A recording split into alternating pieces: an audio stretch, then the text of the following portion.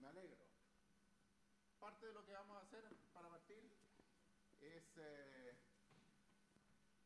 agradecer a todos los que nos han apoyado y nos han permitido hacer esto. Fundación Chile, Agua Antofagasta, Innova Chile, Movistar y TVN. Muchas gracias. Y parte de la lógica, para los que no sepan qué es TEDx Patagonia, somos parte de un proceso mucho más grande que es TED. Y parte de la lógica es que los eventos parten todos con este video de TED. Les pido disculpas, en inglés no va a tener subtítulos ni traducción instantánea. Ah, capaz que sí. Si los traductores pueden, agradecería mucho. Aquí vamos.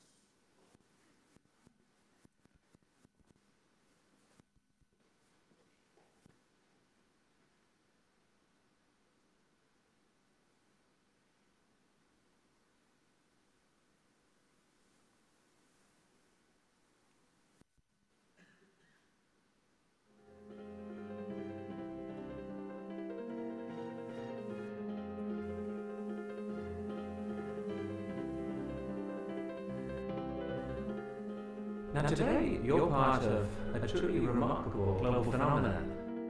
Around the world, thousands of people have been gathering meetings to experience the power of ideas. The surprising thing about today's meeting is that we here at TED have had almost nothing to do with it. We lent our name, our format, a few simple guidelines, and some of our content. But the really hard work to make today happen has been down to your local organisers, and we're truly in awe at the passion and dedication they have shown to make something like this work. A thank you to you too for taking the time out to come and be part of this exciting conversation about our shared future. Now please write and tell us what you make of the event today. But for now, on with the show.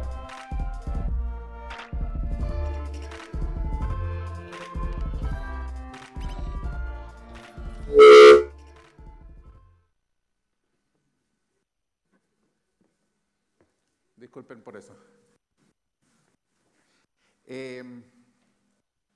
Para los que entender la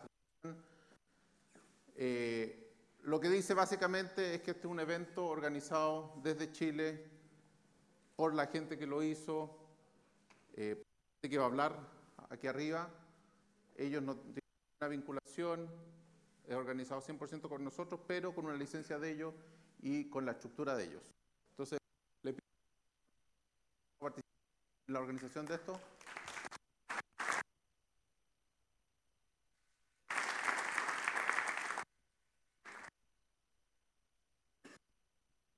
Hace un par de semanas, en el sitio de la empresa apareció una página especial. Si uno entraba, su fecha de nacimiento, y la página era como esto. Este fue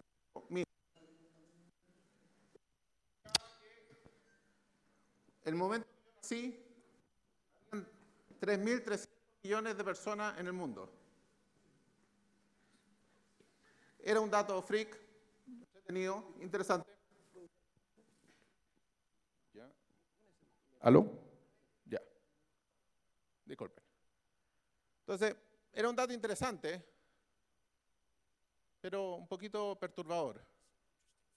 Segundo dato que daban es que antes de mí habían habido 77.000 millones. Pero lo complejo es que en el momento que yo nací habían 3.000 millones vivos. Casi el 5% de la historia de la humanidad estaba vivo en ese minuto. Más complejo aún es que entre que yo nací y hoy día la población mundial se ha duplicado. Se ha más que duplicado.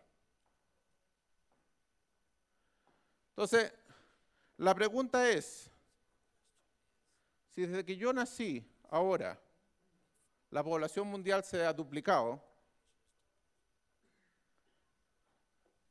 ¿qué pasa con la vida de mi hija? ¿Cuál es el futuro que le toca? ¿Cuál es el tamaño de la humanidad en su tiempo? Y la pregunta es, la alimentación, la educación, ¿cómo se vive? La verdad, no tengo ninguna pretensión de dar ninguna respuesta, ni yo ni ninguno de los panelistas. Lo que sí estamos ciertos es que los mapas a esta altura quedan caducos muy rápido. La manera de entender para dónde vamos, qué es lo que queda, qué es lo que falta, qué es lo que se nos viene, es cada día más compleja. El problema no es que los mapas queden caducos. El problema es que somos nosotros los que quedamos caducos. Y eso requiere una nueva manera de pensar, una manera de entendernos a nosotros mismos, entender el mundo que nos rodea, radicalmente distinta.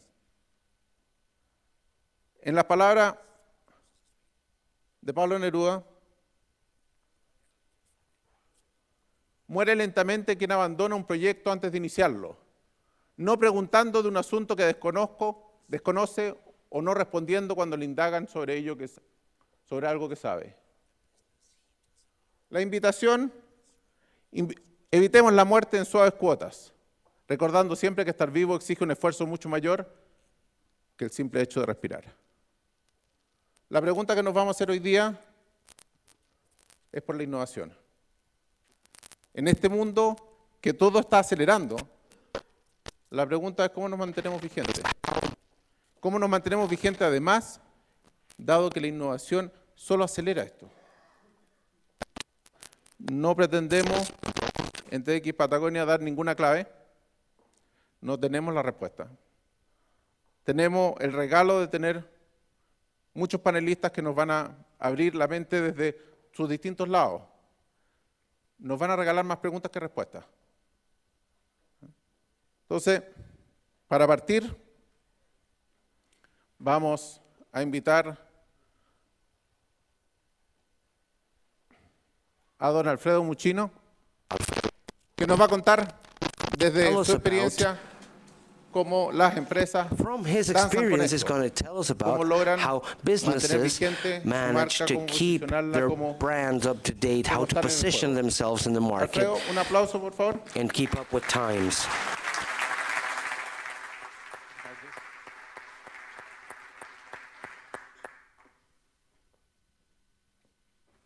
No se ve nada aquí, ¿ah? I can't see anything around here. ¿Me pueden oír? Can you hear me? El micrófono está funcionando. Is the microphone working? Bueno, le voy a decir que voy a empezar esta I'm going to charla tell you en that I'm español, going to pero begin ahora voy a this cambiar en inglés talk porque no in puedo hablar Spanish, español muy bien. Y estoy muy but then it will nervioso. go on in Y English así because lo- I can't speak English, Spanish es that más well. difícil hacerlo en español. So it's a lot harder for Y a me veces es to difícil speak hacerlo en inglés. Spanish. And it's going to be hard to do it in English also. But Thank you very much muchas for gracias having me here. por I'm very excited to be invitarme. Estoy in Santiago, muy in agradado de estar Chile. en Santiago. It's en Chile it's been a very ha sido inspiring journey, un viaje muy inspirador venir acá y ver lo que está pasando. Es un país sorprendente, una época sorprendente debido a lo que está pasando con la economía y también porque estamos haciendo la Semana del Diseño aquí. Entonces es algo que yo hago y me apasiona y es hermoso ver aquí que tanta gente comparte mi pasión en este país. Chile rocks. Así que Chile rocks, Chile es excelente y quiero aplaudirles a todos por estar aquí y hoy y esta semana celebrando el diseño. Así que muchas gracias. Let's see how this works. Oh, here. Okay, I'm going to start by telling you a little bit about who I am. So my name Quiero is contarles Alfredo un poco acerca de Muchino. quién soy. Soy Alfredo Muchino. I'm Italian. Soy italiano. In Colombia, and now I live in California. Vivía en Colombia, ahora vivo en California, lo que me tiende a confundir un poco. I work in Silicon Valley, and I'm very lucky to be there. Trabajo en el It's Silicon Valley, absolutely en amazing place. California. Es un lugar sorprendente, es muy agradable estar en un lugar donde la innovación se celebra y donde han nacido tantas marcas y tantas empresas. So, I've been doing this for about 30 years now. Esto durante unos 30 años y esto y distintas cosas durante los años. Pero hace unos 10 años, mi socio y yo decidimos volvernos una agencia de branding y orientarnos a las marcas. Y la razón es porque estamos rodeados por esta gente tan inteligente haciendo productos innovadores, computadores y también distintas tecnologías. Y no somos tan inteligentes. Así que vamos a tratar de dedicarnos a algo más fácil, que es como las marcas, en lugar de lo que hace todos nuestros vecinos. Así que orientamos nuestro negocio a las marcas y al branding y ver cómo podíamos hacer una diferencia en el mundo. Entonces ayudamos a las empresas a construir sus marcas. Y lo que quiere decir esto es que nuestra empresa desarrolla relaciones de confianza que crean preferencias y lealtades para sus productos y servicios y para lo que nosotros llamamos marcas. Esto nació del desafío que en Silicon Valley, especialmente cuando nosotros empezamos hace unos 3 años, los productos se estaban haciendo y la gente estaba emocionada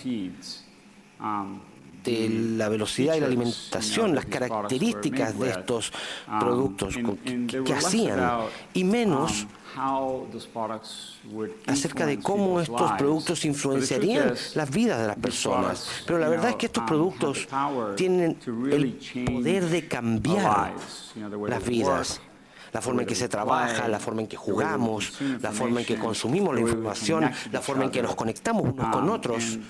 Y hoy día, cuando pensamos en marcas como Intel, Google, Facebook y Apple, pensamos en ellas desde un distinto punto de vista, no solamente de lo que hacen, sino también de lo que representan y cómo se interconectan. Y de eso trata el poder de la marca. Hablamos acerca de tomar a las empresas de Bland, que nosotros hablamos de las características de los equipos, a una relación emocional. Y funcionó bastante bien. La idea fue exitosa desde el punto de vista de más y más clientes. Nuestros clientes fueron exitosos a cierto nivel. Y obtuvimos éxitos. Pasaron como unos 10 años y nuestra empresa se vio bastante distinto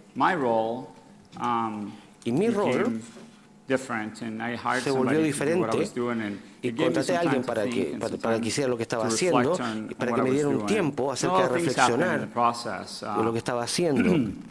La vida, los niños, muerte, y varios tipos de cosas. Y mientras pensaba en eso, realmente pensé, ¿qué es lo que hago?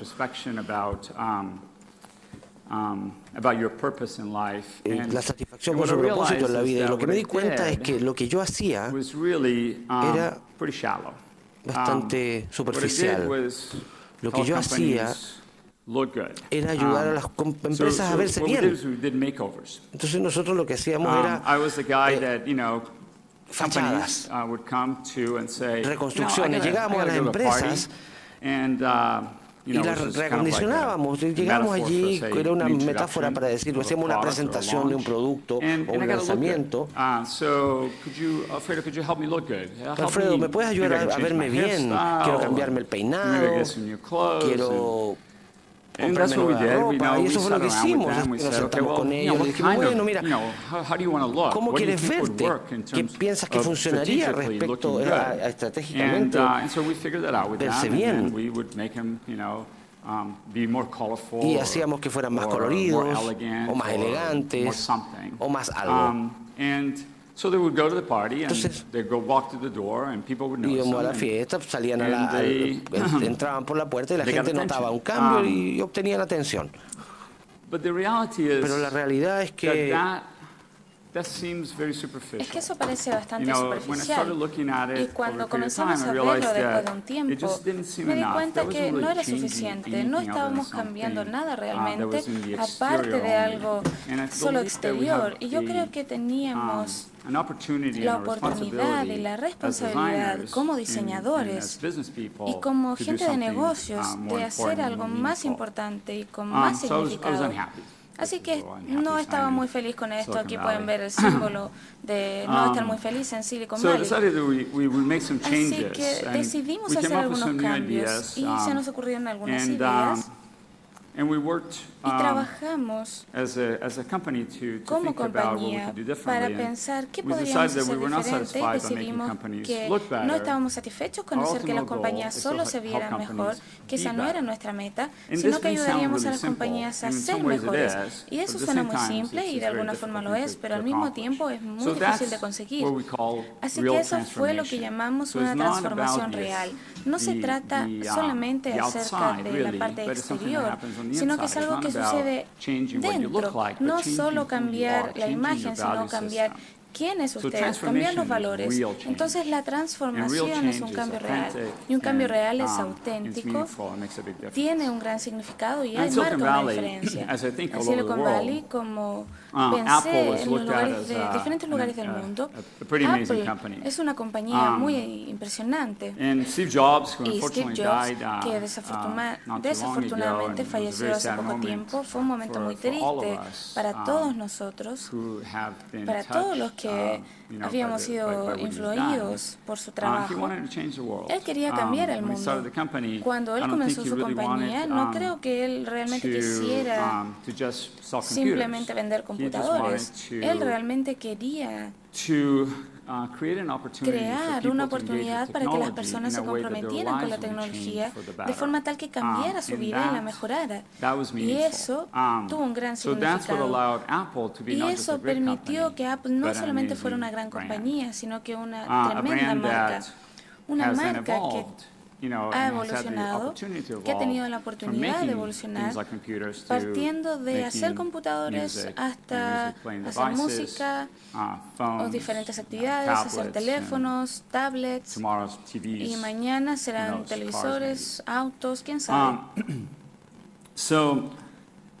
Entonces, ¿qué significa ser una gran compañía? Esta es la forma en que nosotros lo vemos. Significa tener empleados comprometidos, empleados que le importe su trabajo, que entiendan lo que usted quiere hacer, empleados que puedan sustentar esas ideas y lo ayuden a llegar a su meta.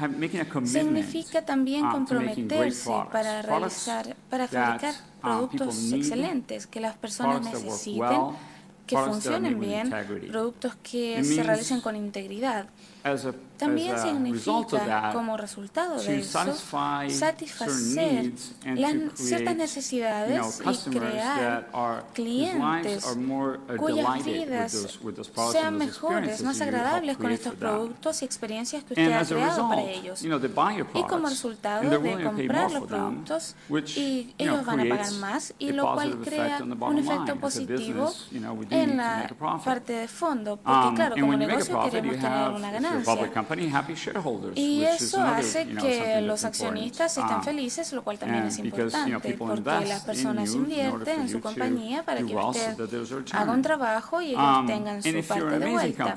Y si usted tiene una gran compañía, lo hace de forma que sea bueno para el medio ambiente, que sea respetuosa, que sea responsable, en términos de cómo utilizamos los recursos naturales. Y por último, para ser una gran compañía también significa apoyar a las comunidades, y darse cuenta del rol que jugamos en la sociedad, porque es importante en términos de las personas que nos ayudan a lograr nuestras metas y las personas que viven alrededor de nosotros. Y estas son las cosas que nosotros sentimos que definen a una gran compañía, a una gran marca. ¿Y cómo llegamos ahí? Eso lo hacemos comenzando, como Steve Jobs lo hizo, tratando de hacer que el mundo sea un lugar mejor, cambiando el mundo. Tenemos que comenzar con un propósito claro.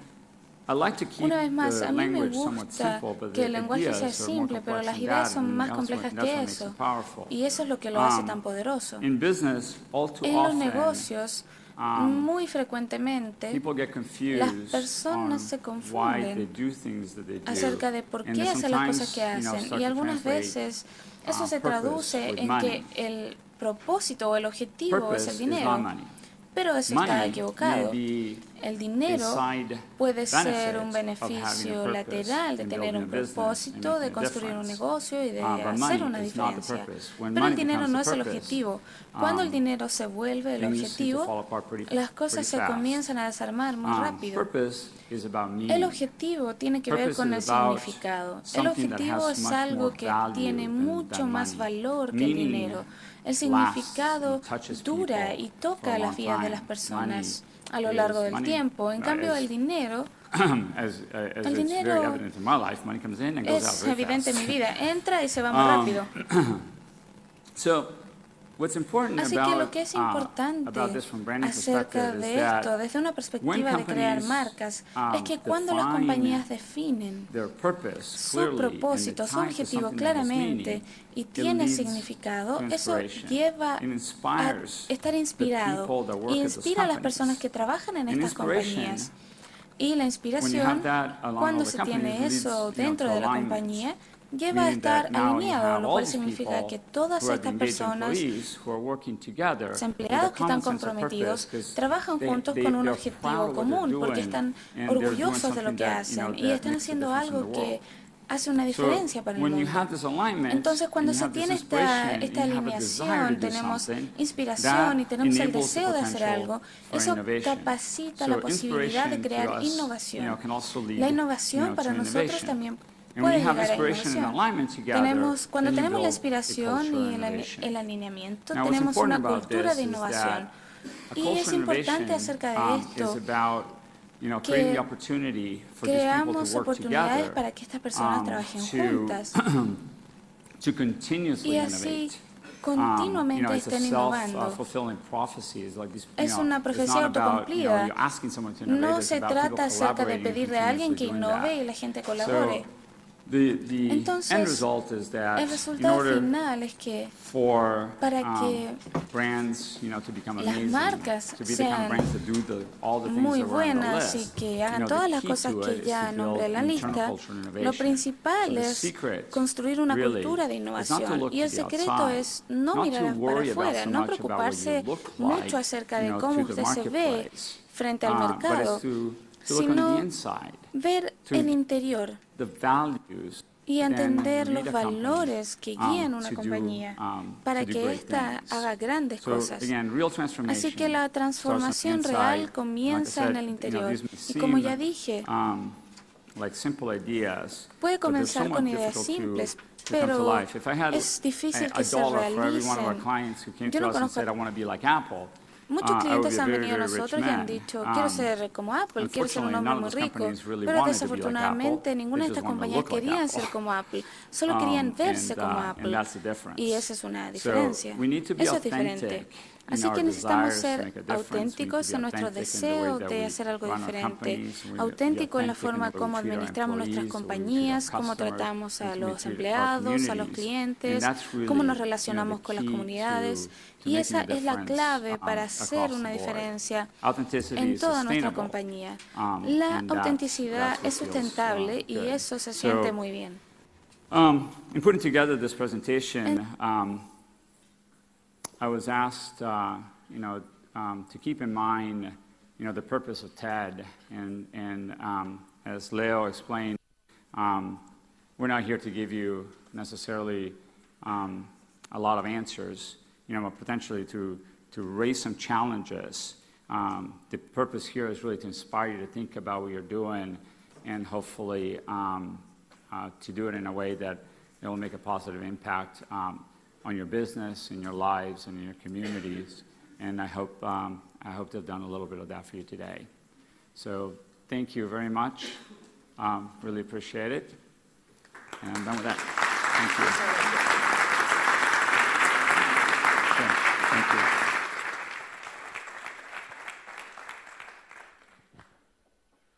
Muchas gracias. Lo que vamos a ver ahora, si es que logramos verlo. Bien.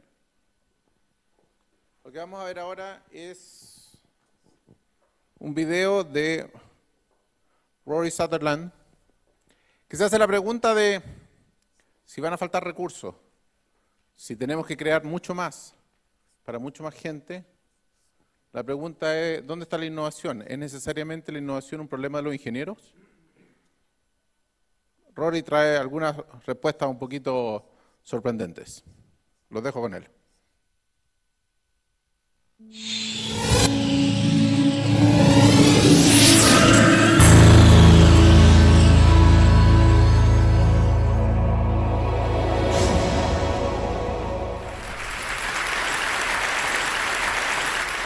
This is my first time at TED. Normally, as an advertising man, I actually speak at TED Evil, which is TED's secret sister organization that pays all the bills. It's held every 2 years in Burma. And I particularly remember a really good speech by Kim Jong-il on how to get teens smoking again. But actually, it's suddenly come to me after years working in the business that what we create in advertising, which is intangible value, you might call it perceived value, you might call it badge value, subjective value. Intangible value of some kind gets rather a bad rap. If you think about it, if you want to live in a world in the future where there are fewer material goods, you basically have two choices. You can either live in a world which is poorer, which people in general don't like, or you can live in a world where actually intangible value constitutes a greater part of overall value. That actually intangible value in many ways is a very, very fine substitute for using up labor or limited resources in the creation of things. Here's one example. This is a train which goes from London to Paris. The question was given to a bunch of engineers about 15 years ago, how do we make the journey to Paris better? And they came up with a very good engineering solution, which was to spend £6 billion building completely new tracks from London to the coast and knocking about 40 minutes off a 3.5-hour journey time. Now, call me Mr. Picky, I'm just an ad man. But it strikes me as a slightly unimaginative way of improving a train journey, merely to make it shorter. Now, what is the hedonic opportunity cost of spending £6 billion on a load of railway tracks? Here's my naive advertising man's suggestion. What you should in fact do is employ all of the world's top male and female supermodels, pay them to walk the length of the train handing out free Chateau Petrus for the entire duration of the journey. Now, you'll still have about £3 billion left in change, and people will ask for the trains to be slowed down. Now, here's another naive advertising man's question again. And this shows that engineers, medical people, scientific people have an obsession with solving the problems of reality. When actually most problems, once you reach a basic level of wealth in society, most problems are actually problems of perception. So I'll ask you another question. What on earth's wrong with placebos? They seem fantastic to me. They cost very little to develop. They work extraordinarily well. They have no side effects, or if they do, they're imaginary, so you can safely ignore them. So I was discussing this, and I actually went to the Marginal Revolution blog by Tyler Cowen. I don't know if anybody knows it. Someone was actually suggesting you could take this concept further and actually introduce placebo education. The point is that education doesn't actually work by teaching you things. It actually works by giving you the impression that you've had a very good education, which gives you an insane sense of unwarranted self-confidence, which then makes you very, very successful in later life. So, welcome to Oxford, ladies and gentlemen. Now, but actually the point of placebo education is interesting. How many problems of life can be solved actually by tinkering with perception, rather than that tedious, hard-working and messy business of actually trying to change reality? A great example from history. I've heard this attributed to several other kings, but doing a bit of historical research, it seems to be Frederick the Great. Frederick the Great of Prussia was very, very keen for the Germans to adopt the potato and to eat it, because he realized that if you had two sources of carbohydrate, wheat and potatoes, you get less price volatility in bread, and you get a far lower risk of famine, because you actually had two crops to fall back on, not one. The only problem is, potatoes, if you think about it, look pretty disgusting, and also 18th century Prussians ate very, very few vegetables. Rather like contemporary Scottish people. And so actually, he tried making it compulsory. The Prussian peasantry said, we can't even get the dogs to eat these damn things. They're absolutely disgusting, they're good for nothing. There are even records of people being executed for refusing to grow potatoes. So he tried plan B, he tried the marketing solution, which is he declared the potato as a royal vegetable and none but the royal family could consume it. And he planted it in a royal potato patch with guards who had instructions to guard over it night and day, but with secret instructions not to guard it very well. Now, 18th century peasants know there's one pretty safe rule in life, which is if something's worth guarding, it's worth stealing. Before long, there was a massive underground potato growing operation in Germany. What he'd effectively done is he'd rebranded the potato. It was an absolute masterpiece. I told this story, and a gentleman from Turkey came up to me and said, very, very good marketer, Frederick the Great, but not a patch on Ataturk. He said, Ataturk, rather like Nicolas Sarkozy, was very keen to discourage the wearing of the veil in Turkey to modernize it. Now, boring people would have simply banned the veil, but that would have ended up with a lot of awful kickback and a hell of a lot of resistance. Ataturk was a lateral thinker. He made it compulsory for prostitutes to wear the veil. Now,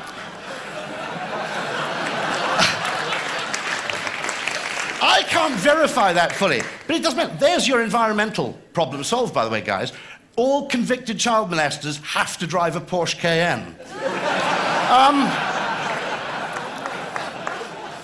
What Ataturk realized, actually, is two very fundamental things, which is that actually, first one, all value is actually relative.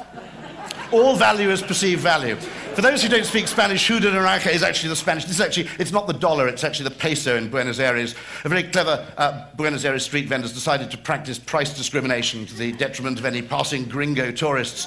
As an advertising man, I have to admire that. But the first thing is all value is subjective. Second point is that persuasion is often better than compulsion. These funny signs that flash your speed at you, some of the new ones on the bottom right now actually show a smiley face or a frowny face to act as a little emotional trigger. What's fascinating about these signs is they cost about 10% of the running cost of a conventional speed camera, but they prevent twice as many accidents. So the bizarre thing, which is baffling to conventional, classically trained economists, is that a weird little smiley face has a better effect on changing your behavior than the threat of £60 of fine and 3 penalty points. Tiny little behavioral economics detail. In Italy, penalty points go backwards. You start with 12 and they take them away because they found that loss aversion is a more powerful influence on people's behavior. In Britain, we tend to feel, whoa, got another 3. Not so in Italy.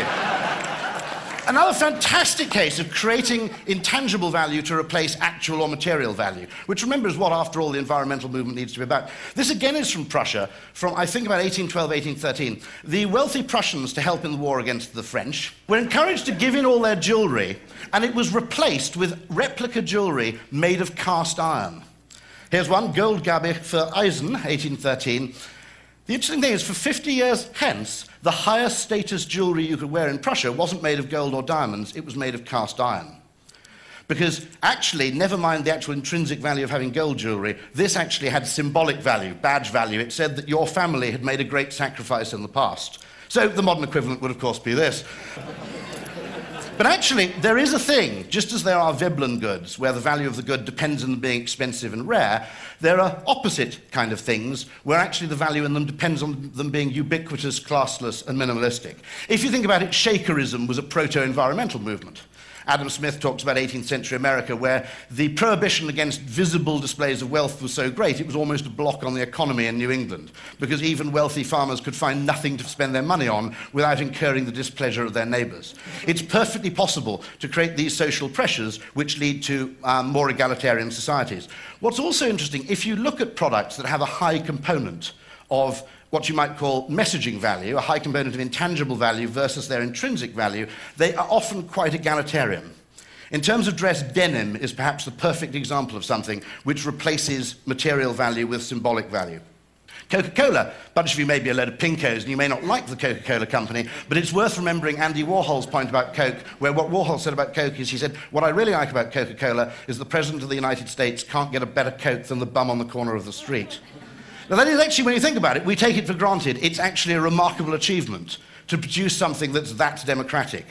Now, we basically have to change our view slightly. There's a basic view that real value involves making things, it involves labour, it involves engineering, it involves limited raw materials.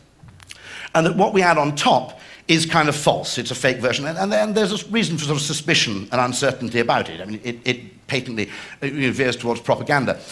However, what we do have now is a much more variegated media ecosystem in which to kind of create this kind of value. And it's much fairer. When I grew up, this is basically the media environment of my childhood as translated into food. You had a monopoly supplier. On the left, you have Rupert Murdoch or the BBC. And on your right, you have a dependent public, which is pathetically grateful for anything you give it. Nowadays, the user is actually involved. This is actually what's called, in digital world, user-generated content, although it's called agriculture in the world of food.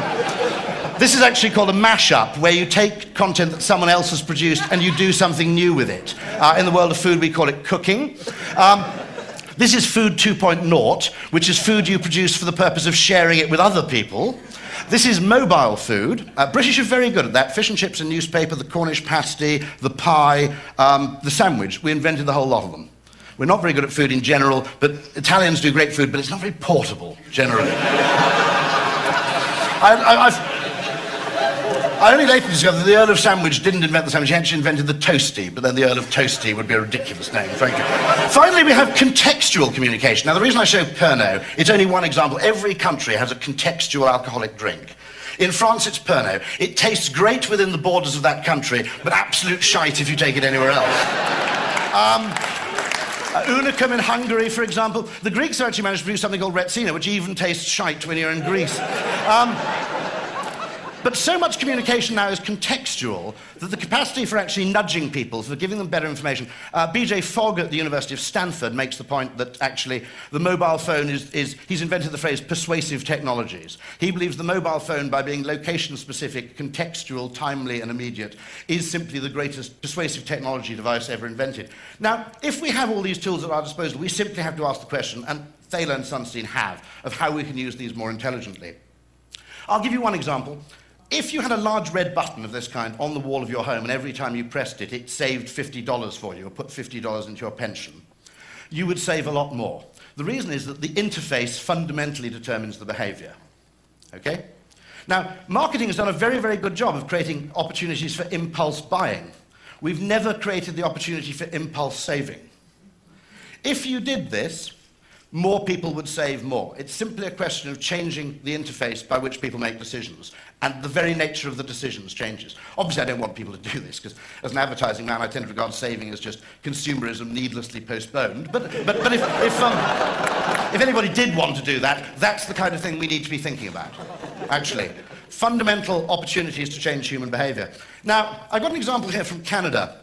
There was a young intern at Ogilvy, Canada, called Hunter Somerville, who was working in improv in Toronto and got a part-time job in advertising, and was given the job of advertising Shreddies. Now, this is the most perfect case of creating intangible, added value without changing the product in the slightest.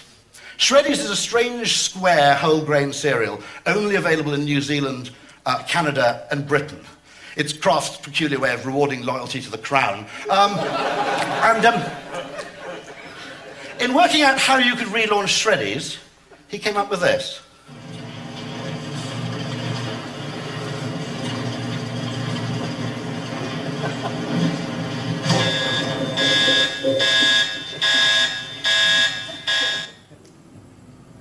Shreddies is supposed to be square.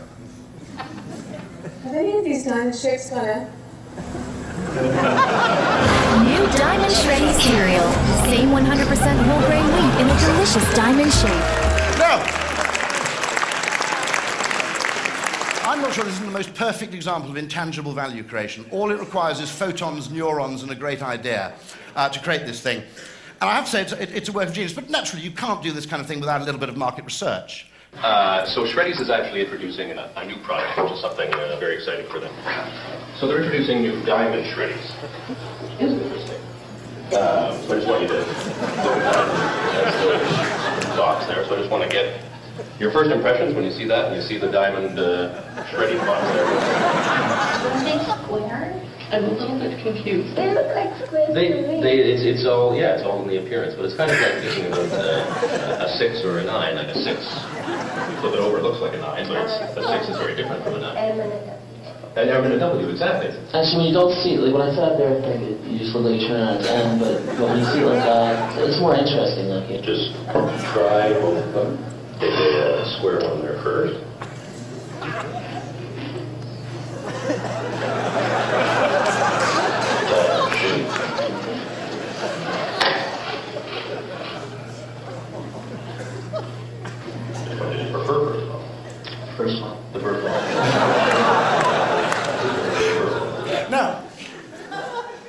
Naturally, actually, debate raged. There were conservative elements in Canada, unsurprisingly, who actually resented this intrusion. So eventually the manufacturers actually arrived at a compromise, which was the combo pack.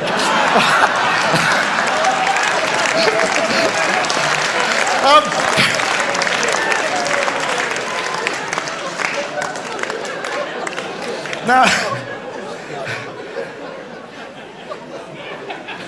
if you think it's funny, bear in mind there's an organization called the American Institute of Wine Economics, which actually does extensive research into perception of things and discovers that except for among perhaps 5 or 10% of the most knowledgeable people, there is no correlation between quality and enjoyment in wine, except when you tell the people how expensive it is, in which case they tend to enjoy the more expensive stuff more. So drink your wine blind in future. But this is both hysterically funny, but I think an important philosophical point, which is going forward, we need more of this kind of value. We need actually spend more time appreciating what already exists and less time agonizing over what else we can do. 2 quotations to more or less end with. One of them is poetry is when you make new things familiar and familiar things new, which isn't a bad definition of what our job is. To help people appreciate what is unfamiliar, but also to gain a greater appreciation and place a far higher value on those things which are already existing. There's some evidence, by the way, that things like social networking help do that, because they help people share news. They give badge value to everyday little trivial activities, so they actually reduce the need for actually expending great money on display and increase the kind of third-party enjoyment you can get from the smallest, simplest things in life, which is attractive. The second one is the second G.K. Chesterton quote of the session, which is, "We're perishing for want of wonder, not for want of wonders," which I think for anybody involved in technology is perfectly true. And a final thing, when you place a value on things like health, love, sex, and other things, and learn to place a material value on what you've previously discounted for being merely untangible, a thing not seen, you realize you're much, much wealthier than you ever imagined. So thank you very much indeed.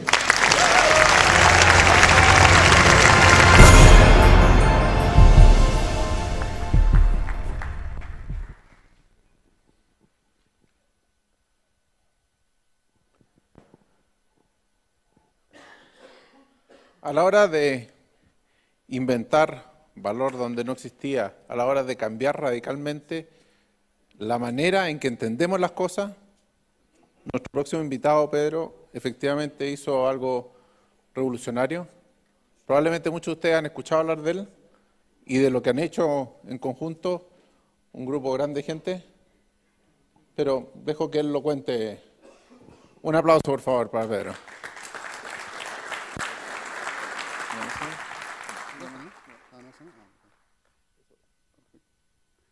Ok, buenos días a todos. Muchas gracias por la invitación.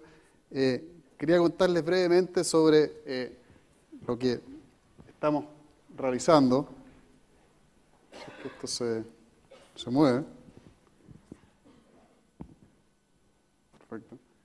Déjenme contarles un poco de lo que estamos haciendo y de qué se trata lo que estamos haciendo. Primero contándoles un poco la inspiración que esto tuvo. It doesn't work, I think. ¿Aquí? ¿Están aquí? ¿Sí? Revisando un poco el pensar o el actuar de las empresas. Que el fin último de las empresas es tratar de vender un producto para tratar de generar utilidad. Lo cual es un sistema que ha sido fruto de múltiples revoluciones y múltiples historias en el fondo, que un sistema social de mercado, social entre comillas, donde las empresas buscan generar social market economy, so the companies have to generate a competitive edge to send their product, sell their product. So first you needed the product. That was the most important historically in the Industrial Revolution. The important thing was having a product, and once you had the product, de un costo razonable. A reasonable cost. Then you have all the technologies to be able to produce cheaper, and the companies which achieved to have a product and make it cheaper were those companies which managed to sell more. After that, fue la entrada de todos los temas de calidad. It was the entrance of all the quality issues, especially the Japanese when they started to say, we need the product, it's got to be low cost, but also what's important is the quality. And then supported along technology, the companies were able to produce the product at the low cost and with a good quality. And those were the companies which were generating a larger competitive edge and therefore selling more. After this, a partir de los años 70, 80, beginning on the 70s and 80s, what's the reign of marketing? Because there were several companies which were able to produce a low-cost product at a good quality level, and since there were so many products, then they wanted to tell people that their product was better. Well, why? Because I'm going to tell you why, because we got the best-looking models, or the coolest people that use this product, and we want to apply the marketing to be able to create an image of product, which is very valuable and very important. Y eso fue entonces uno de los aspectos principales a partir de los años 80 para crear valor, to create value and generate a competitive edge. Esto en general era difícil de hacer. This was pretty difficult to do because it required a lot of resources to be able to create an image and place a brand. I needed a lot of resources. I needed to generate a campaign, to have advertising and advertising in television. Today, con todas las redes sociales, with all the social networks and the new communications being generated, this is pretty much, for example, a campaign in Facebook or in Twitter can be have a lot more of impact than a first page ad in a newspaper. So this is what I wanted you to think about. What happens when you have a lot of companies that may have a product at a reasonable cost, who may have a quality which is doubtlessly good, and that they have accessibility to publishing means to run a marketing campaign. So the question is, what is en el futuro. What's generating the consumer preference in the future? ¿Cómo lo vemos nosotros? Primero, había una sola empresa, ¿cierto?, que tenía el producto, y por el hecho de tener el producto, esta empresa voy a venderlo, voy a generar utilidad. Después apareció otra empresa con un producto un poquito mejor. Y dijo, ok, ahora yo soy el rey, digamos, y yo empiezo a vender mi producto. Lamentablemente para esa empresa, afortunadamente para los consumidores, apareció otra empresa mejor. Y dijo, mira, yo tengo un producto mejor, mejores características, más barato, tengo una campaña mejor, ahora yo puedo vender mi producto. Y así fueron apareciendo diferentes empresas que lo que fueron haciendo es tener y ofrecer un producto de cada vez mayor calidad, de cada vez de menor costo y con una imagen cada vez más trabajada. El problema es que al final llegamos a un tope, sobre todo los productos que son commodity, donde realmente diferenciarse es muy difícil. Por ejemplo, el agua, por ejemplo, la sal, por ejemplo, el azúcar. El agua, por ejemplo, ¿cómo puedo decir yo que esta agua es más rica que esta otra? Hay gente que puede distinguir alguna cosa, otro está netamente sujeto al marketing, netamente sujeto a poner la marca en un estado, digamos, donde la gente lo desee. Pero es muy difícil. Entonces, ¿qué es lo que va a pasar ahora, o qué pensamos nosotros que va a pasar ahora? Es que when we think about what's going to happen, what we have today is a consumer which is a lot more conscious of what's available, a consumer which has a lot more information than what he had, and a consumer which is a lot more organized than what he was before. Before, it was very difficult to know what companies did. The news were not as good. It was very difficult to agree upon something. Today, it is very easy. And what's going to happen with this? That the future companies are going to have to be concerned about the product they sell, but as how they sell it. Because the consumers not only are going to be looking at the front office of the companies, but they're going to be looking at the back office, what's behind the company, what's the product being offered. Not only the product, but also the product experience. What does this company do for this company? What does this company do for the employees? What does the company do for the society? And this is the trend of the future, and this is what we think that revolución del consumidor. Consumer revolution. ¿Por qué? Porque nosotros pensamos que las empresas no están llamadas a hacer filantropía. Las empresas están para ganar plata. Somos nosotros los consumidores que tenemos que decir qué es lo que queremos. Y créanme que nosotros nos ponemos de acuerdo y decimos, mira, Believe me, if we say this company is doing this, so we're not going to buy anything from them, believe me, that company in 2 weeks is going to change immediately its policies, and it's going to do what the consumers want them to do. We have an immense power as consumers. And as a matter of fact, if we start thinking what kind of democracy we have, for example, we have a vote, we can all vote wherever we have elections or democracy. We have the public demonstrations where we can run out in the street and start demanding things. And we have something very important, which is the decision of purchase. And believe me, this is a right and a duty of the citizen today. When we go to the supermarket and we choose a product for a cause, regardless of the product, because, for example, what the company is doing or what that company represents, we may generate changes. Well, you know, the candidates are this and that. You know that politics is basically the same.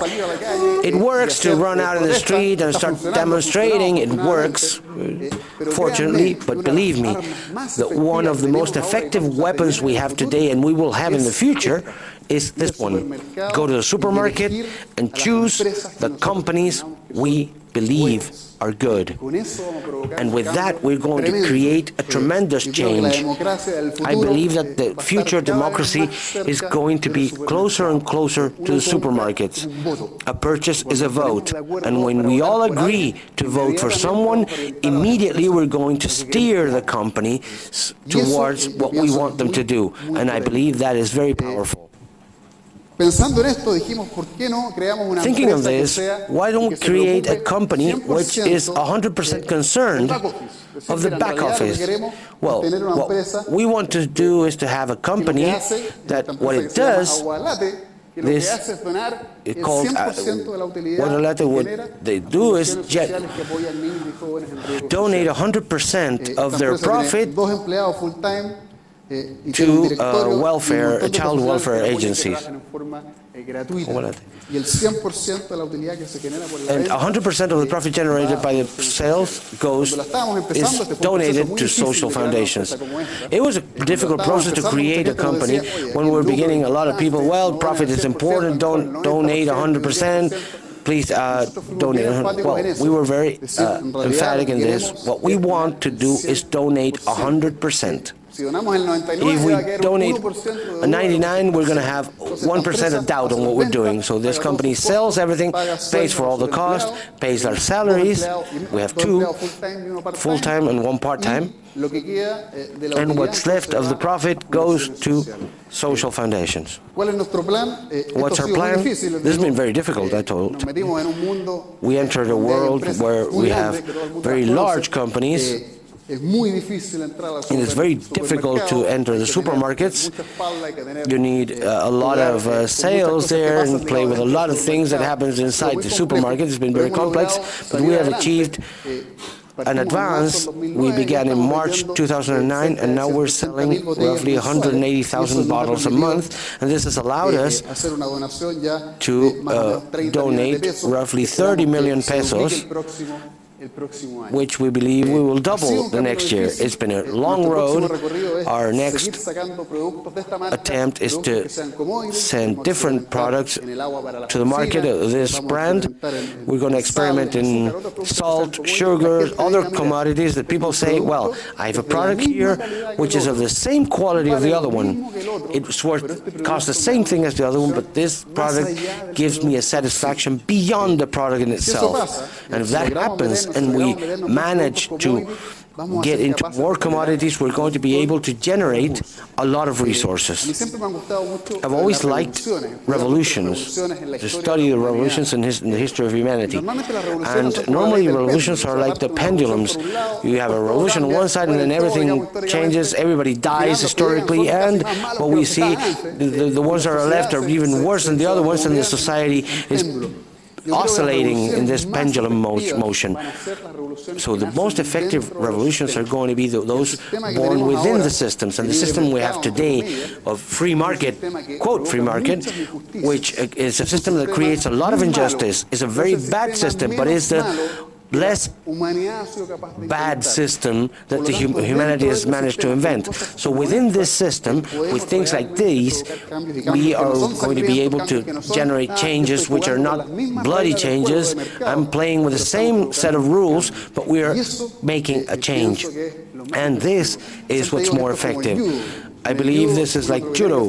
What you do in judo is to use your opponent's strength.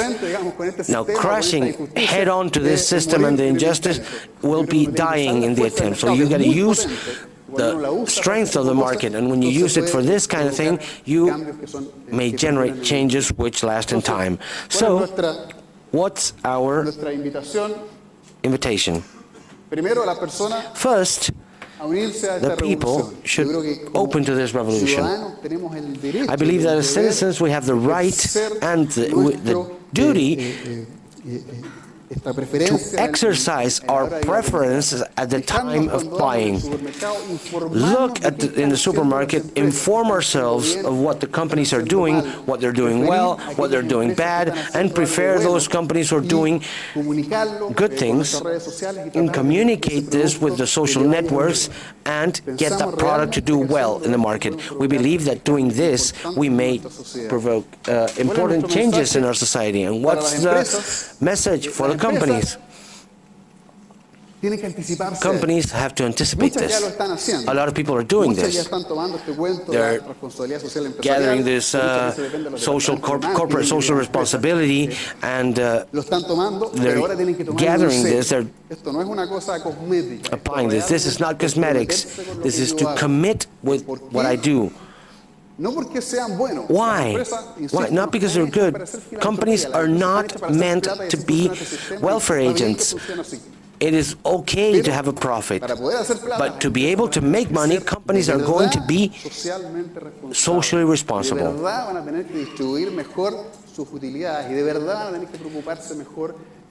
And companies are going to be concerned more about society. The companies which are already doing it are generating preferences, and the companies which are noticing this ahead of time are going to be able to generate a competitive edge. This is our invitation. I believe we have an opportunity, which is a tremendous one, to be able to use our power as consumers to generate changes which last in time. Thank you very much.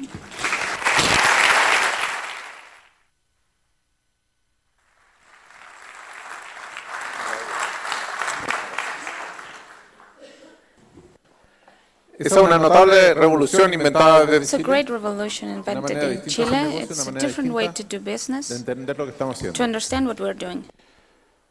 Lo que vamos a ver ahora To see now qué pasa cuando toda la is what humanidad happens when the se pone a entire trabajar humankind en works conjunto. together. ¿Qué pasa con este tema de la innovación? What happens pasa with cuando la innovación es innovation? What happens when abierta, innovation is distributed, colaborativa? open? ¿Cómo se viene la mano? What is going to happen in the future? So I leave you with Chris dueño de Anderson, TED. owner of TED.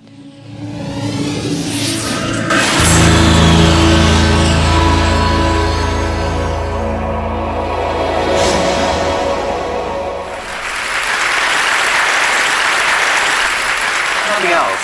At least I've discovered what it is we put our speakers through. Sweaty palms, sleepless nights, a wholly unnatural fear of clocks. I mean, it's quite brutal. And I'm also a little nervous about this.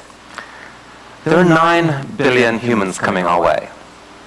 The most optimistic dreams can get dented by the prospect of people plundering the planet. But recently, I've become intrigued by a different way of thinking of large human crowds, because there are circumstances where they can do something really cool. It's a phenomenon that I think any organization or individual can tap into. It's certainly impacted the way we think about TED's future and perhaps the world's future overall. So let's explore. The story starts with just a single person, a child, behaving a little strangely. This kid's known online as a little demon.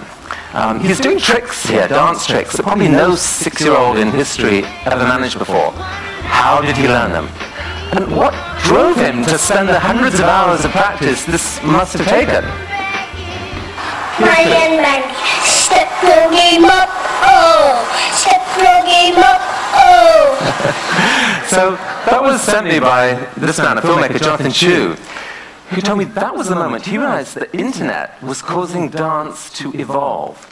This is what he said at TED in February. I mean, in essence, dancers were challenging each other online to get better. Incredible new dance skills were being invented. Even the 6-year-olds were joining in. I mean, it felt like a revolution. And so John had a brilliant idea.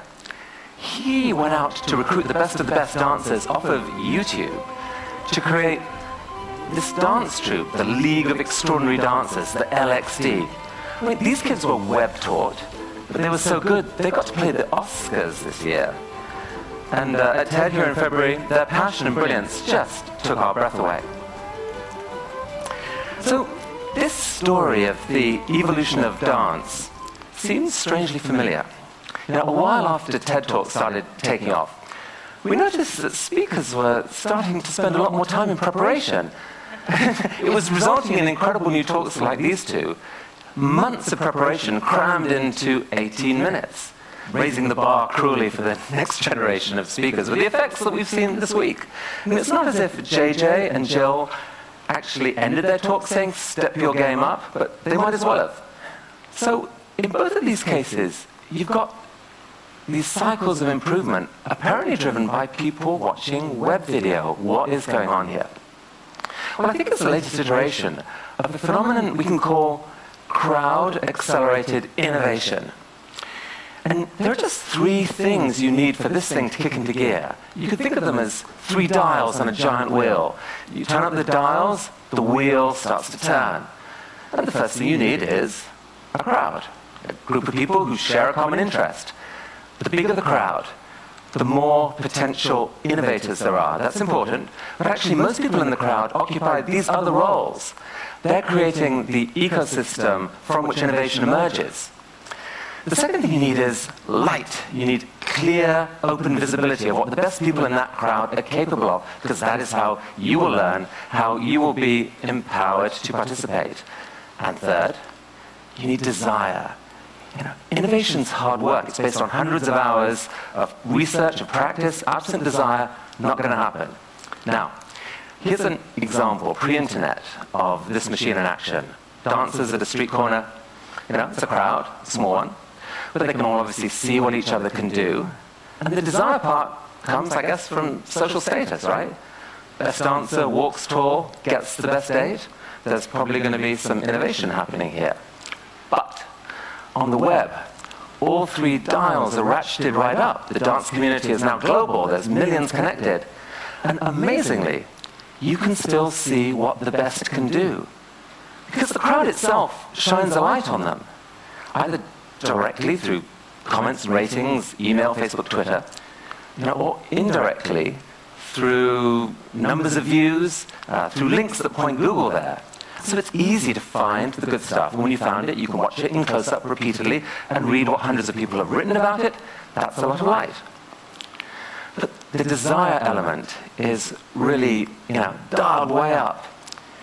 I mean, you might just be a kid with a webcam, but if you can do something that goes viral, you get to be seen by the equivalent of sports stadiums crammed with people. You get hundreds of strangers writing excitedly about you. And even if it's not that eloquent, and it's not, it can still really make your day. So this possibility of a new type of global recognition, I think is driving huge amounts of effort. And it's important to note that it's not just the stars who are benefiting. Because you can see the best, everyone can learn. Also, the system is self-fueling. You know, it's the crowd that shines the light and fuels the desire. But the light and desire are a lethal 1-2 combination that attract new people to the crowd. So this is a model that pretty much any organization could use to try and nurture its own cycle of crowd-accelerated innovation. Invite the crowd, let in the light, dial up the desire. And the hardest part about that is probably the light. Because it means you have to open up. You have to show your stuff to the world. It's by giving away what you think is your deepest secret that maybe millions of people are empowered to help improve it. And very happily, there's one class of people who really can't make use of this tool. The dark side of the web is allergic to the light. I don't think we're going to see terrorists, for example, publishing their plans online and saying to the world, please could you help us to actually make them work this time? But you can publish your stuff online, and if you can get that wheel to turn, look out. So at TED, we've become a little obsessed with this idea of openness. In fact, my colleague June Cohen's taken to calling it radical openness, because it works for us each time. We open up our talks to the world, and suddenly there are millions of people out there helping spread our speakers' ideas, and thereby making it easier for us to recruit and motivate the next generation of speakers. By opening up our translation program, thousands of heroic volunteers, some of them watching online right now, and thank you, have translated our talks into more than 70 languages, thereby tripling our viewership in non-English speaking countries. By giving away our TEDx brand, we suddenly have 1,000+ live experiments in the art of spreading ideas. And these organizers, they're seeing each other, they're learning from each other. We are learning from them. We're getting great talks back from them. The wheel is turning. Okay, step back a minute. It's really not news for me to tell you that innovation emerges out of groups. We've heard that this week. This romantic notion of the lone genius with a eureka moment that changes the world is misleading. Even he said that, and he would know. We're a social species. We spark off each other. It's also not news to say that the internet has accelerated innovation. For the past 15 years, powerful communities have been connecting online, sparking off each other. If you take programmers, the whole open source movement is a fantastic instance of crowd-accelerated innovation. But what's key here is that the reason these groups have been able to connect is because their work output is of the type that can be easily shared digitally. A picture, music file, software. And that's why, what I'm excited about, or what I think is underreported, is the significance of the rise of online video. This is the technology that's going to allow the rest of the world's talents to be shared digitally, thereby launching a whole new cycle of crowd-accelerated innovation. The first few years of the web were pretty much video-free. For this reason, video files are huge, the web couldn't handle them, but in the last 10 years, bandwidth has exploded 100-fold. Suddenly here we are, humanity watches 80 million hours of YouTube every day. Cisco actually estimates that within 4 years, more than 90% of the web's data will be video. If it's all puppies, porn, and piracy, we're doomed. I don't think it will be. Video is high bandwidth for a reason. It packs a huge amount of data, and our brains are uniquely wired to decode it. Here, let me introduce you to Sam Haber. He's a unicyclist. Before YouTube, there was no way for him to discover his sport's true potential, because you can't communicate this stuff in words, right? But looking at video clips posted by strangers, a world of possibility opens up for him. Suddenly he starts to emulate, and then to innovate. And a global community of unicyclists discover each other online, inspire each other to greatness. And there are thousands of other examples of this happening, of video-driven evolution of skills, ranging from the physical to the artful. And I have to tell you, as a former publisher of hobbyist magazines, I find this strangely beautiful. There's a lot of passion right here on this screen. But if Rube Goldberg machines and video poetry aren't quite your cup of tea, how about this? Jove is a website that was founded to encourage scientists to publish their peer-reviewed research on video. There's a problem with a traditional scientific paper. It can take months for a scientist in another lab to figure out how to replicate the experiments that are described in print. Here's one such frustrated scientist, Moshe Pritzker, the founder of Jove. He told me that the world's wasting billions of dollars on this. But look at this video. Look, if you can show, instead of just describing, that problem goes away. So it's not far-fetched to say that at some point, online video is going to dramatically accelerate scientific advance. Here's another example that's close to our hearts at TED, where video is sometimes more powerful than print, the sharing of an idea. Why do people like watching TED Talks? All those ideas are already out there in print. It's actually faster to read than to view. Why would someone bother? Well, obviously there's some showing as well as telling. But even leaving the screen out of it, there's still a lot more being transferred than just words. And it's in that non-verbal portion. There's some serious magic. Somewhere hidden in the physical gestures, the vocal cadence, the facial expressions, the eye contact, the passion, the kind of awkward British body language, the sense of how the audience are reacting. There are hundreds of subconscious clues that go to how well you understand and whether you are inspired. Light, if you like, and desire. Incredibly, all of this can be communicated on just a few square inches of a screen. Reading and writing are actually relatively recent inventions. Face-to-face communication has been fine-tuned by millions of years of evolution. That's what's made it into this mysterious, powerful thing it is. Someone speaks, there's resonance in all these receding brains, the whole group acts together. I mean, this is the connective tissue of the human superorganism in action. It's probably driven our culture for millennia. 500 years ago, it ran into a competitor with a lethal advantage. It's right here. Print scaled. The world's ambitious innovators and influencers now could get their ideas to spread far and wide. And so, the art of the spoken word pretty much withered on the vine.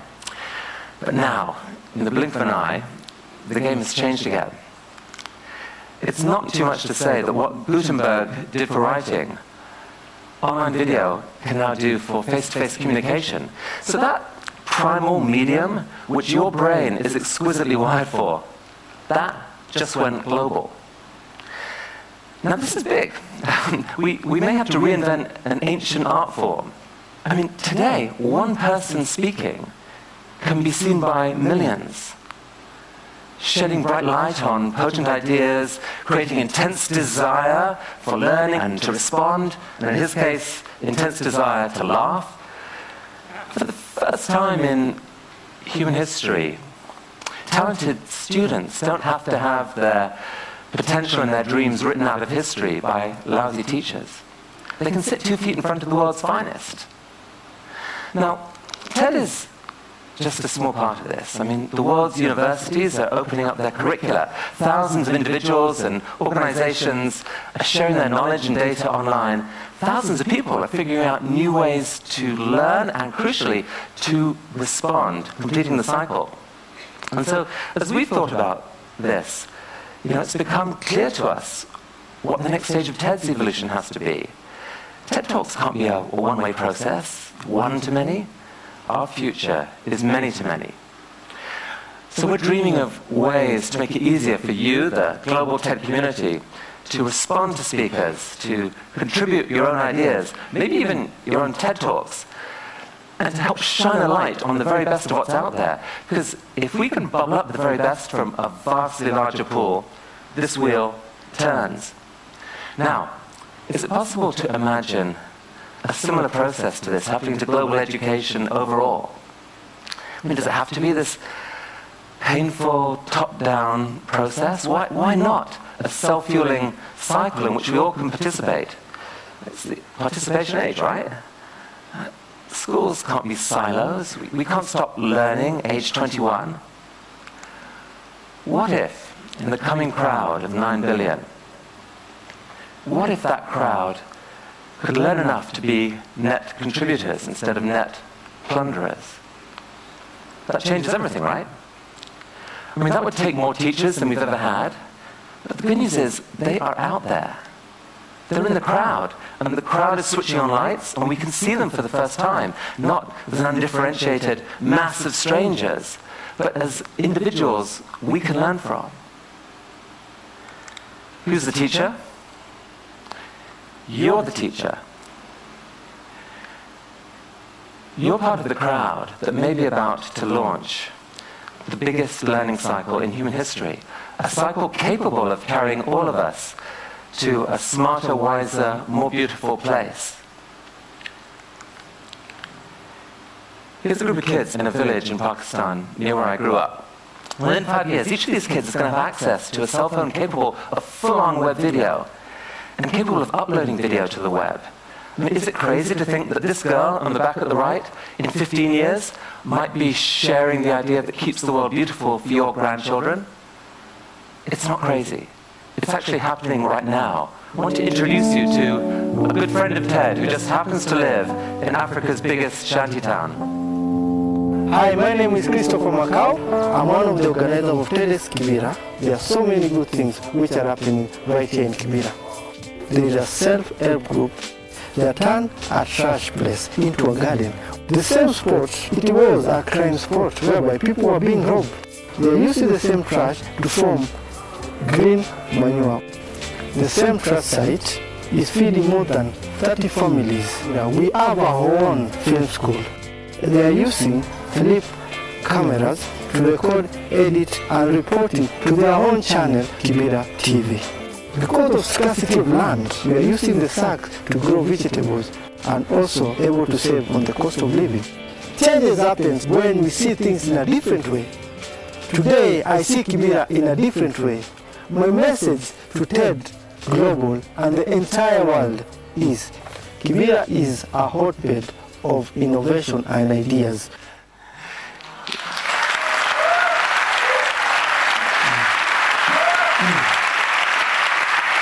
You know what? I bet Chris has always been an inspiring guy. What's new, and it's huge, is that for the first time, we get to see him, and he can see us. Right now, Chris and Kevin and Dennis and Dixon and their friends are watching us in Nairobi right now. Guys, we've learned from you today. Thank you, and thank you.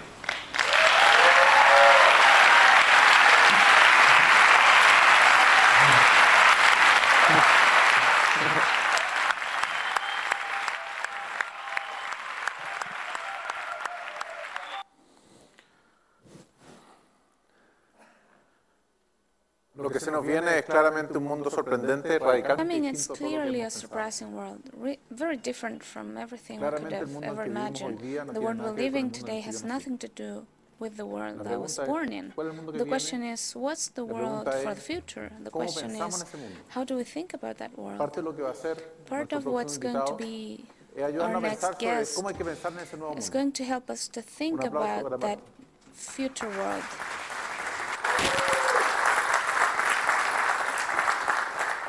Thank you very much.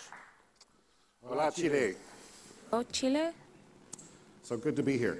es muy bueno estar What I aquí. want to talk to you today Lo que les quiero decir about hoy is es how to create a culture of cómo nonstop crear una innovation cultura de for your no detener la organization or innovación company. en su organización o compañía.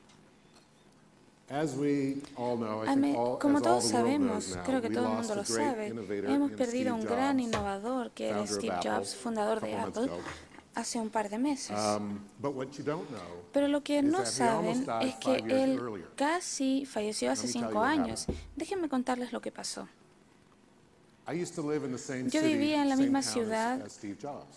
que Steve Jobs. He lived about one Él block vivía down and a 2 una blocks over. cuadra And it's a o 3 beautiful town, cuadras de Palo donde yo Alto. estaba. Y es una linda ciudad que se llama Palo full of Alto. trees and Está interesting llena de houses. árboles y casas And because interesantes. of all the trees and Y por interesting causa houses, de que existen estos people don't árboles y always casas, la drive gente as no carefully as they siempre should, and they're always maneja looking con mucho around. cuidado porque siempre And so, están mirando whenever I alrededor. went to work Así or que cada vez drove que my yo iba car, al trabajo I would en be mi very auto, careful yo to tenía watch out mucho for stop cuidado signs and y other cars veía and so forth. las And I'm señales driving to de work, detenerse and, o los otros driving down the autos. street, Y un día iba and al I trabajo see manejando por a la calle figure y of a vi una person cifra. walking Vi la along the figura other de una street persona who que iba might, por la calle y que, if he's not paying attention, si step no iba off the curb in front of me. And sure poniendo enough, atención, probablemente se he habría wasn't encontrado paying conmigo. attention. Y I could seguramente tell no because he iba had the poniendo little atención. white, Yo supe porque tenía wires coming out of his ears. unos cables blancos saliendo de listening sus to an orejas, iPod. así que estaba escuchando su iPod. And he steps off the curb Y esta in front of persona me. baja I'm a la ready, though, calle and I frente a slam on mí. the brakes, Yo estaba listo, así que screeched to a halt, apreté los frenos about that far away. y me detuve a esta he distancia turns de él. around, Y esta persona se dio vuelta y era Steve Jobs. Y él hizo este gesto y siguió trabajando. Siguió caminando. Y yo me quedé en mi auto pensando, uff, eso estuvo cerca. Estuvo muy cerca. Mis manos temblaban en el manubrio. Y como cuando me di cuenta que casi había matado a Steve Jobs. Casi maté la innovación en el mundo. No habríamos tenido iPad ni ninguno de los productos que compiten con iPad y todo lo que está en el plan de Apple. Ya eso no existiría. Así que no quiero dejar que esas lecciones mueran con Steve Jobs. Así que siempre hablo de eso.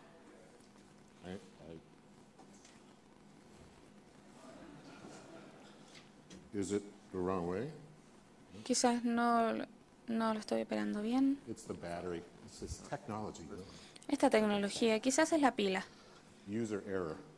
Error del usuario.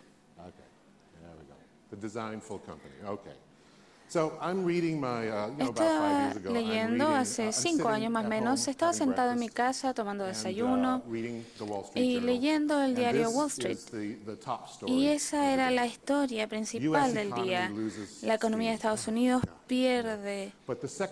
Pero la segunda historia que aparecía justo debajo de esa era esta. La ganancia de Apple sobrepasa el umbral.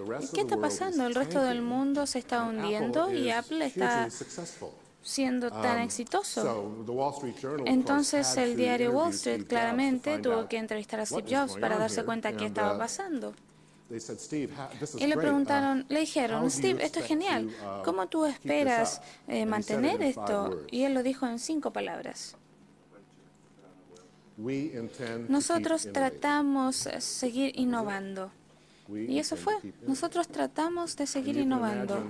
Y usted puede imaginarse a gerentes alrededor del mundo pensando, ¿qué significa eso? ¿Esa es una estrategia?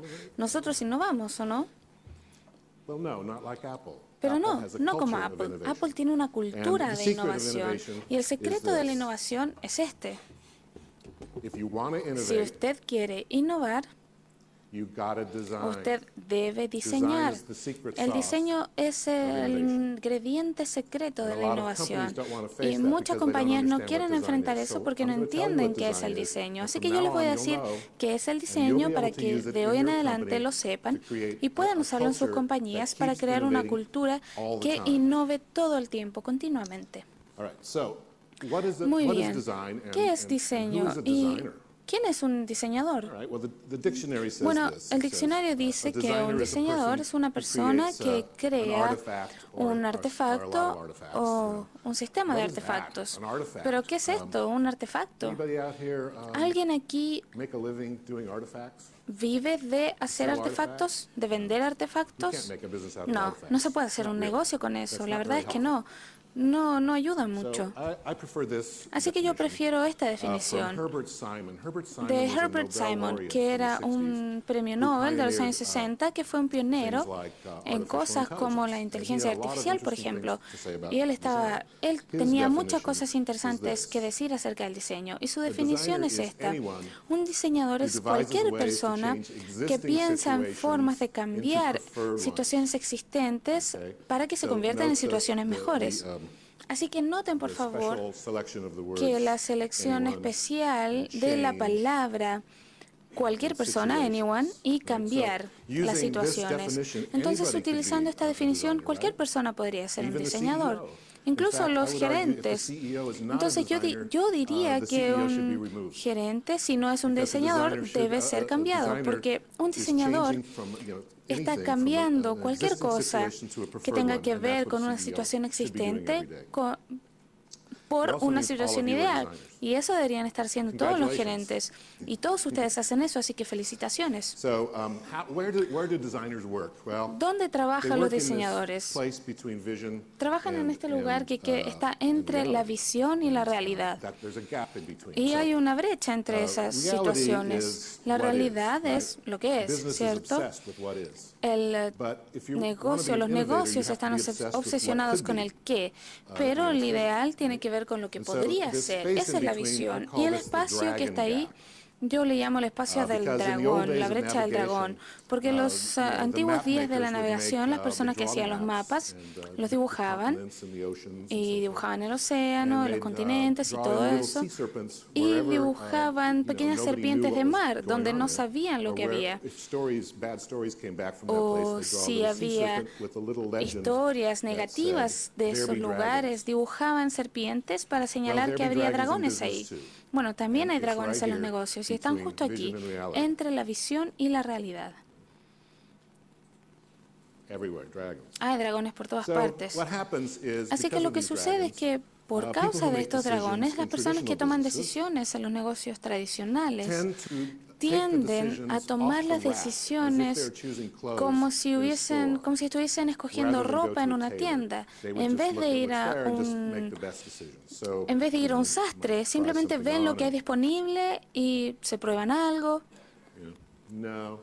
Y no creo que eso le quede muy bien. No, me parece que no. No va a funcionar. Ese definitivamente no. Ese sí podría estar bien. ¿Qué creen ustedes? Se ve bien en mí, así que no les importe que es antigua, que tiene 50 años de edad y que está saliéndose la pierna. Es lo más cerca que llegamos y esa es la forma tradicional de tomar las decisiones. Escoger de las opciones que hay disponibles.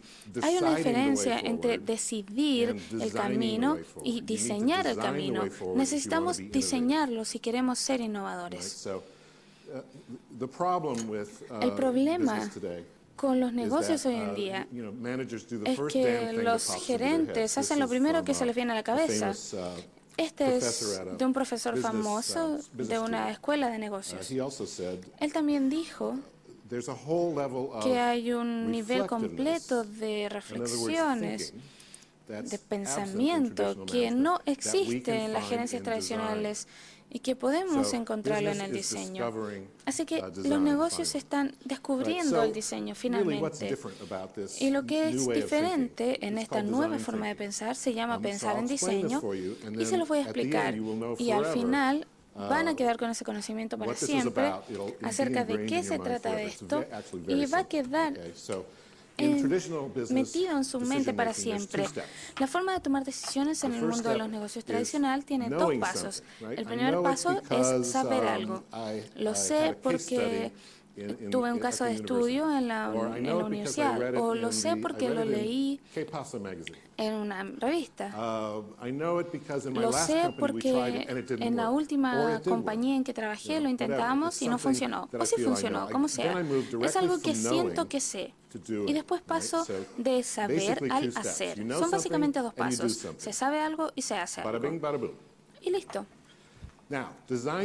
Ahora, pensar en el diseño es diferente porque añade un paso en el medio.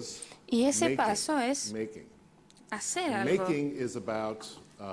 Y hacer tiene que ver con imaginar opciones que estaban en la mesa antes y adaptarlas para que todo el mundo pueda verlas y responder ante eso. Entonces hay un nuevo paso en el medio que empuja, que va de una etapa a otra y cambia lo que usted sabe, porque ahora usted sabe algo nuevo, y también cambia lo que usted hace. Y ese tipo de pensamiento es el tipo de pensamiento que creó estos sorprendentes monumentos que tenemos como la Torre Eiffel. Ese fue el resultado de pensar en el diseño. Otro es esta rueda en Londres que tomó cerca de 27.000 jets jumbo para igualar el número de personas que ya se han subido en esto cada año. Es una gran cantidad que vienen a Inglaterra a ver esto. Y después tenemos el Museo Guggenheim, que no solo es una hermosa pieza de arquitectura, sino que también cataliza un punto económico en la región. Toda la región se ha transformado solo gracias a un acto de innovación. Probablemente ninguno de ustedes va a estar haciendo este tipo de proyectos, pero traigámoslos un poco a la realidad.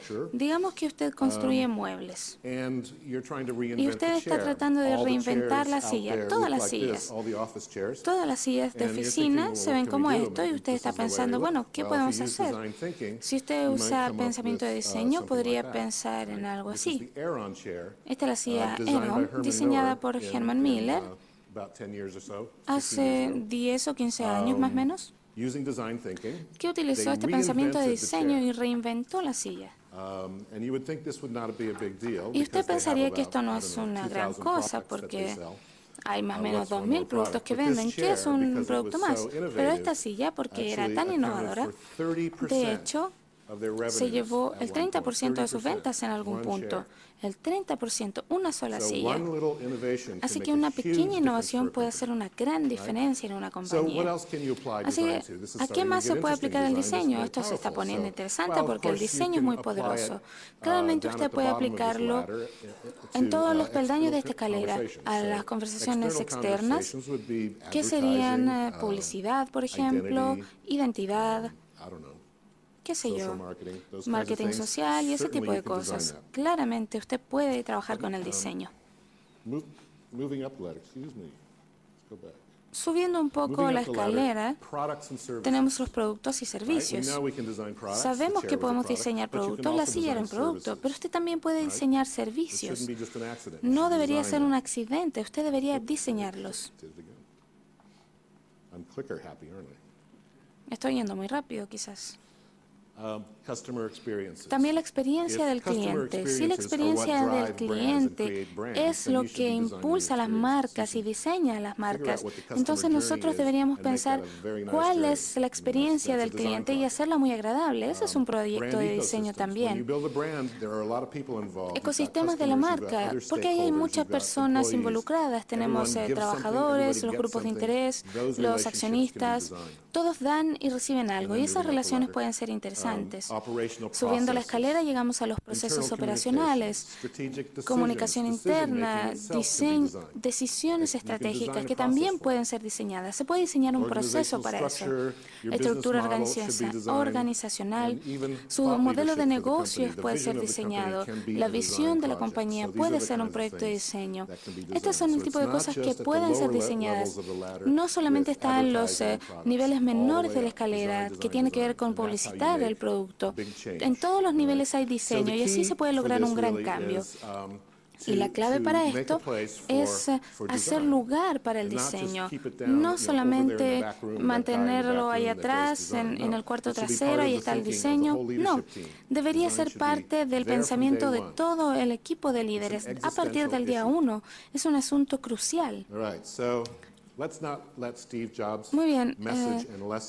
Mantengamos el mensaje de Steve Jobs. Llevemos la antorcha. Tratemos de seguir innovando. Y recuerden que cuando usted innova, usted debe diseñar. Y eso es. Muchas gracias.